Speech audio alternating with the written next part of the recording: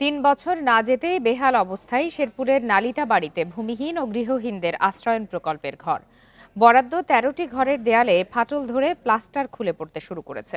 যে কোনো সময় দেয়াল ভেঙে পড়ার শঙ্কায় বাসিন্দারা। দ্রুত ঘর মেরামতের ব্যবস্থা নেয়ার আশ্বাস দিয়েছে প্রশাসন।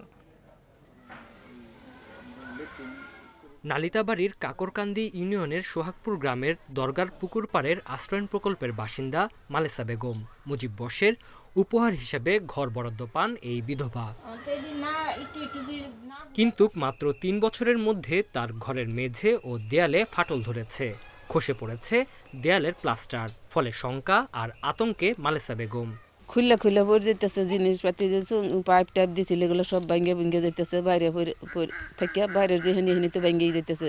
শুধু মালেসা নয়, আশ্রয়ন প্রকল্পের ১৩ পরিবারের সবারই একই অবস্থা। তাদের অভিযোগ, নিম্নমানের উপকরণ ব্যবহার করে মানসম্মত ঘর নির্মাণ না করায় বেশিরভাগ ঘরের ভেতরে বাইরে ফাটল দেখা দিয়েছে।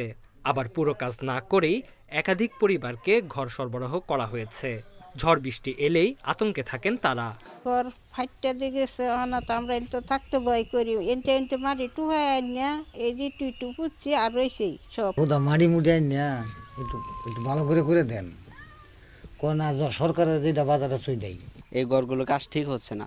তো তারা মিস্ত্রি যারা আছে তারা বললো যে সরকারি অনুদান যেগুলো আছে তারা ওইভাবেই কাজ করতেছে। তো আমরা এটা আবার টিউন অফিসে জানাই, তারাও আজ পর্যন্ত কোনো ব্যবস্থা নেয়নি।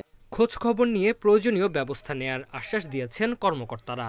যখন ঘর করছিলাম প্রথম পর্যায়ের কাজ, এই বিষয়ে আসলে আমাকে কেউ কোনো অভিযোগ দেয়নি। আপনার মাধ্যমে শুনলাম। আমরা যেহেতু অভিযোগ পেয়েছি, আমরা তদন্ত করব এবং আপনার যে ঘরগুলো ক্ষতিগ্রস্ত আছে আমরা সংস্কারের প্রয়োজনীয় ব্যবস্থা গ্রহণ করব।